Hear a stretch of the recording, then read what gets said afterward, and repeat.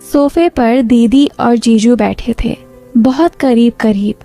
दीदी का सिर जीजू के कंधे पर टिका था और जीजू का हाथ दीदी की कमर पर लिपटा हुआ। दोस्तों, कहानी पूरी सुनिएगा, आपको बहुत पसंद आएगी। हेलो, मेरा नाम रिया है। उम्र अभी 21 की हो गई और मैं वो लड़की हूँ जिसे देखकर लोग 2 बार मुड़कर देखते हैं। ना ज़्यादा गोरी, ना ज़्यादा काली, बस बीच की रंगत जो धूप में चमकती है। मेरी कमर इतनी पतली कि हाथ की 2 उंगलियों से नापी जा सकती है और ऊपर का हिस्सा ऐसा कि कुर्ता पहनूं तो थोड़ा सा उभार दिख ही जाता है। नीचे की तरफ भी कर्व्स ऐसे कि जीन्स में फिट होने के लिए थोड़ी मशक्कत करनी पड़ती है। बाल मेरे घुटनों तक लंबे, काले और घने हवा में लहराते हैं तो लोग कहते हैं, ओ ये रिया, तेरे बाल तो झरना लगते हैं। कॉलेज में पढ़ी हूँ, बोलचाल में थोड़ी शहर की मिलावट है, पर घर में सब ओए कित्थे जा रही है वैसे ही बोलते हैं। मेरी बड़ी दीदी का नाम नेहा है, उम्र 27 की, और उनका पति यानी मेरा जीजू नाम विक्रम है, 29 साल का। दीदी जीजू की शादी को 3.5 साल हुए और मैं उनके साथ ही रहती हूँ क्योंकि मम्मी पापा गांव में खेती संभालते हैं। तो शुरू करते हैं उस शाम से जब मैं कॉलेज से लौटी और घर का मेन गेट खोलते ही अंदर से आ रही थी एक अजीब सी खुशबू, ना अगरबत्ती की, ना परफ्यूम की, बस कुछ मीठी सी गर्म सी। मैं बैग कंधे पर लटकाए अंदर घुसी, जूते उतारते हुए आवाज लगाई, दीदी मैं आ गई। कोई जवाब नहीं आया। लिविंग रूम में लाइट कम थी, सिर्फ एक कॉर्नर लैंप चल रहा था। उसकी पीली रोशनी सोफे पर पड़ रही थी। सोफे पर दीदी और जीजू बैठे थे, बहुत करीब करीब।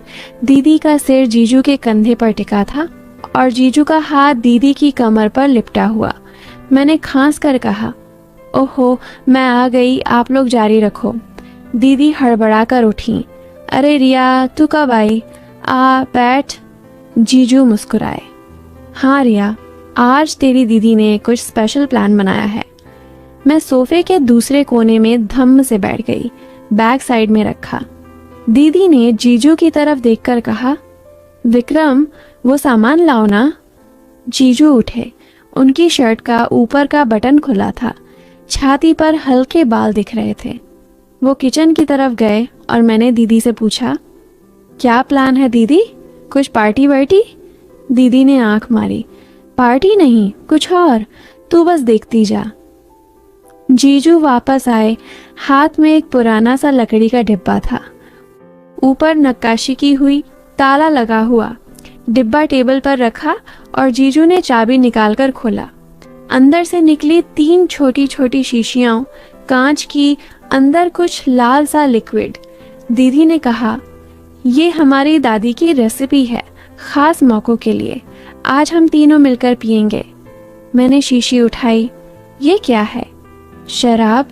जीजू हंसे, नहीं रिया, शराब नहीं, ये एक तरह का हर्बल ड्रिंक है, बॉडी को रिलैक्स करता है, दिमाग को खोलता है। मैंने सूंघा, खुशबू वैसी ही थी जो घर में फैली थी। दीदी ने 3 ग्लास लिए, हर शीशी से थोड़ा थोड़ा डाला, फिर पानी मिलाया।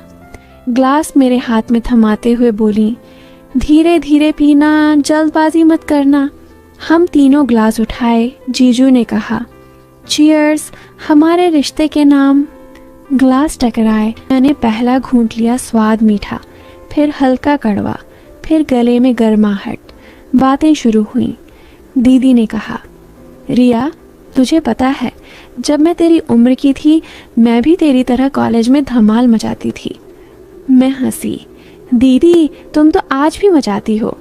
जीजू ने मेरी तरफ देखकर कहा, हाँ नेहा तो आज भी मेरे साथ धमाल मचाती है। दीदी ने जीजू की जांघ पर हल्के से थप्पड़ मारा। चुप करो, रिया के सामने क्या बोल रहे हो? मैंने ड्रिंक का दूसरा घूंट लिया, बॉडी में हल्की सी गर्मी फैल रही थी। जीजू ने कहा, रिया तूने कभी किसी लड़के को दिल दिया? मैं शर्मा गई। जीजू ये क्या सवाल है? दीदी ने हंसकर कहा, बता ना, हम तो अपने हैं। मैंने ग्लास घुमाते हुए कहा, दिया तो नहीं, पर दो चार ने कोशिश की। जीजू ने आंखें तरेरी। कौन थे वो? नाम बता, मैं देख लूंगा। दीदी हंसी। अरे विक्रम रियाज खान बन रहा है। हम तीनों हंस पड़े। ड्रिंक खत्म होने को थी और लाइट्स और कम कर दी गई थीं। दीदी ने कहा, अब असली खेल शुरू होता है। जीजू ने डिब्बे से एक पुराना सा कार्ड्स का पैक निकाला, मगर वो आम ताश नहीं थे। हर कार्ड पर कोई सवाल लिखा था या कोई टास्क।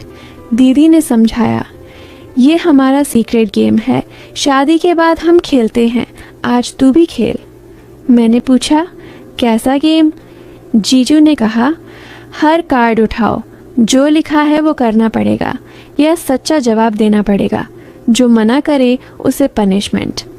मैंने हामी भरी, दिल में थोड़ी सी घबराहट, थोड़ी सी उत्तेजना। पहला कार्ड दीदी ने उठाया। अपने पार्टनर को वो बात बताओ जो तुमने कभी किसी को नहीं बताई। दीदी ने जीजू की आंखों में देखा, फिर धीरे से कहा, मुझे डर लगता है कि कहीं तू मुझे छोड़ ना दे। जीजू ने दीदी को गले लगाया। पागल, मैं कहीं नहीं जाऊंगा। मेरी बारी, मेरा कार्ड था।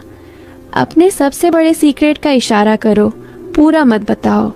मैंने सोचा, फिर जीजू और दीदी को देखकर कहा, मुझे लगता है कि मैं किसी अपने को बहुत चाहती हूँ मगर बोल नहीं पाती। दीदी ने भौहें चढ़ाईं। किसको? मैंने मुस्कुराकर कहा, इशारा ही तो करना है। जीजू की नज़र मुझ पर टिकी रही थोड़ी देर तक। गेम आगे बढ़ा। जीजू का कार्ड, अपने पार्टनर के शरीर का वो हिस्सा छुओ जो तुम्हें सबसे पसंद है। दीदी हंस पड़ी। जीजू ने दीदी की कमर पर हाथ फेरा। ये वाली। दीदी ने मुझे देखकर कहा, रिया तू शर्मा मत। मेरा अगला कार्ड, अपने बगल वाले व्यक्ति को कुछ ऐसा कहो जो उसे सरप्राइज कर दे। मैंने जीजू की तरफ देखा, दिल धड़क रहा था। फिर धीरे से कहा, जीजू मुझे लगता है आप बहुत हॉट लगते हो जब गुस्सा करते हो। जीजू चौंके, फिर हंसे। अरे वाह, ये तो नई बात है। दीदी ने मेरी तरफ देखा, आंखों में कुछ था मगर वो हंसती। ड्रिंक का असर बढ़ रहा था, कमरे में हल्की सी धुंध सी लग रही थी। फिर एक कार्ड आया दीदी के लिए, अपने पार्टनर को किस करो मगर आंखें बंद करके। दीदी ने आंखें बंद की। जीजू ने दीदी को किस किया, लंबा वाला। मैं देखती रही, दिल में कुछ अजीब सा। मेरा कार्ड, अपने बगल वाले को मसाज दो, 2 मिनट। मैं हड़बड़ा गई। जीजू मेरे बगल में थे। दीदी ने कहा, करना रिया, गेम है। मैंने जीजू के कंधे पर हाथ रखा, धीरे धीरे मसाज करने लगी। जीजू की बॉडी गर्म थी। जीजू ने आंखें बंद कर लीं। वाह रिया, तेरे हाथ तो जादू कर रहे हैं। 2 मिनट बीते मगर लगा बहुत लंबे। दीदी मुस्कुरा रही थी। गेम और आगे बढ़ा।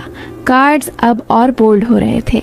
एक कार्ड जीजू के लिए, अपने पार्टनर को गोद में बिठाओ। जीजू ने दीदी को गोद में उठाया। दीदी हंस रही थी।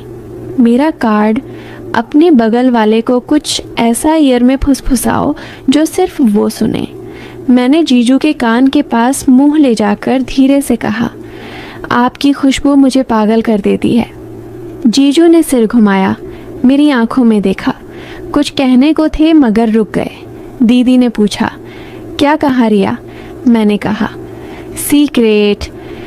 रात गहरा रही थी, बाहर हवा चल रही थी, पेड़ों की पत्तियां सरसरा रही थीं।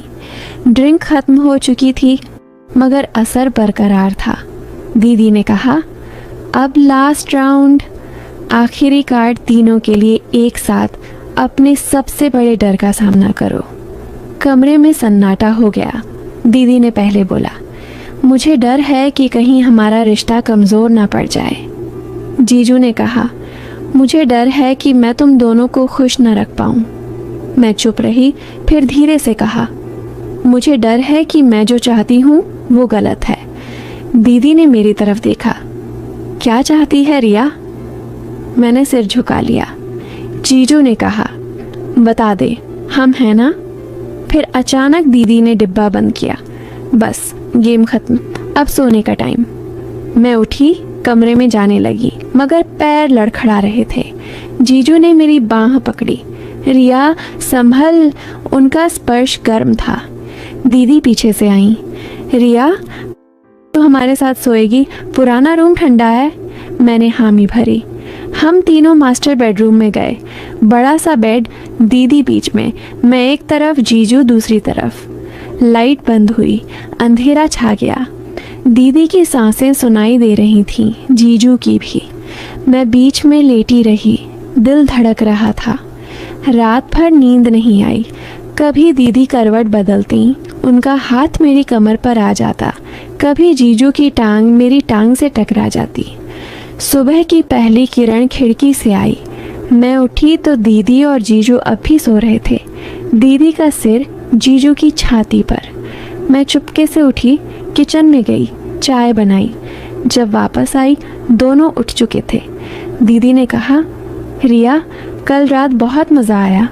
जीजू ने मुस्कुराकर कहा, हाँ, और आज नया दिन है। मैंने चाय दी और सोचा, ये खेल अभी ख़त्म नहीं हुआ। उस दिन के बाद घर का माहौल बदल गया। दीदी और जीजू पहले से ज़्यादा करीब लगते और मैं भी उनके बीच कहीं खिसक आई थी।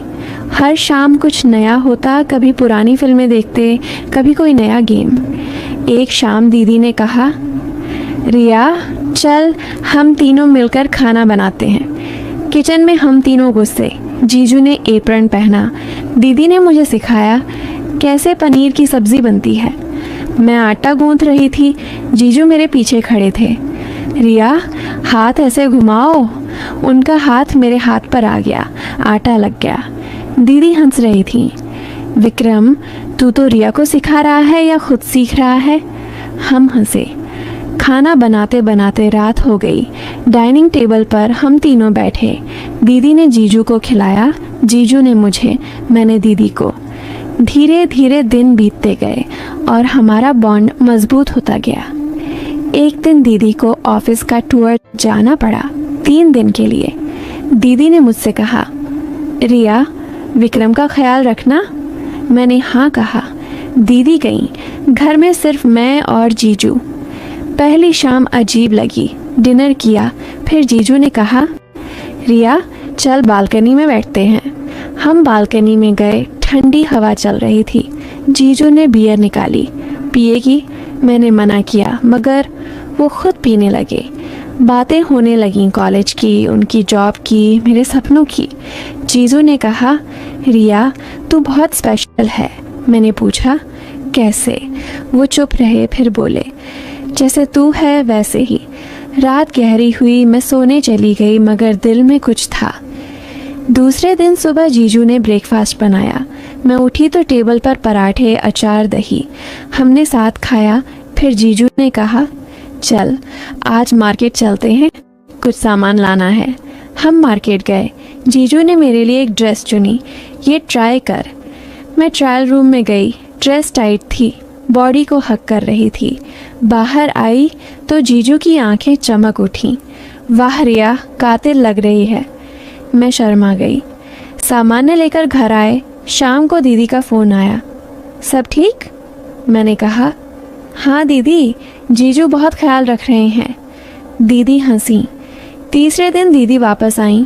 उनके साथ ढेर सारी चॉकलेट्स और एक सरप्राइज़। उन्होंने कहा, हम तीनों कहीं घूमने चलेंगे अगले वीकेंड।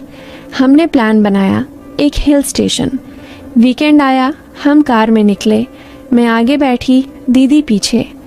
रास्ते में गाने, मस्ती। जीजू ड्राइव कर रहे थे, मैं उनका फेवरेट गाना गा रही थी। होटल पहुँचे। 2 रूम बुक थे, एक दीदी जीजू का, एक मेरा। मगर दीदी ने कहा, रिया, आज तू हमारे साथ रहेगी, डर लगता है। मैं हंसी। दीदी, मैं बड़ी हो गई हूँ। मगर रात को उनके रूम में चली गई। बड़ा सा बेड, हम तीनों फिर वैसे ही। वहाँ 3 दिन हमने खूब मज़े किए। सुबह ट्रैकिंग, दोपहर को लोकल खाना, शाम को बॉनफायर। आखिरी शाम बॉनफायर के पास हम बैठे। दीदी ने कहा, रिया, हमें तुझसे कुछ कहना है। मैं चौंकी। जीजू ने दीदी का हाथ थामा। हम सोच रहे हैं कि फैमिली पढ़ाई जाए। मैं समझी नहीं। मतलब? दीदी ने मुस्कुराकर कहा, हमें बच्चा चाहिए और तू हमारी फैमिली का हिस्सा है तो तू भी इसमें शामिल है। मैं हंस पड़ी। दीदी मैं क्या करूँगी? जीजू ने कहा, तू हमारी सपोर्ट सिस्टम है हमेशा। वापस घर आए और ज़िंदगी फिर पटरी पर। मगर अब कुछ अलग था। दीदी प्रेग्नेंट हो गई। 9 महीने बाद एक प्यारी सी बेटी हुई। नाम रखा मिष्टी। मैं मासी बन गई। दीदी जीजू अब और करीब और मैं उनके बीच की कड़ी। कभी कभी पुराना डिब्बा खुलता, मगर अब कार्ड्स अलग थे। मिष्टी के लिए लोरी, मिष्टी के लिए कहानियाँ। आज जब मैं पीछे मुड़कर देखती हूँ तो समझ आता है वो सस्पेंस, वो गर्मी, वो स्पर्श, सब कुछ था एक मजबूत रिश्ते की नींव रखने के लिए। थोड़ी सी मसाला, थोड़ा सा प्यार और ढेर सारा भरोसा। और हाँ, वो ड्रिंक की रेसिपी अब मिष्टी के लिए दूध में मिलती है बिना हर्ब्स के। बस यही थी हमारी कहानी। ना कोई गलत हुआ, ना कोई गलत सोचा। बस 3 लोग, एक घर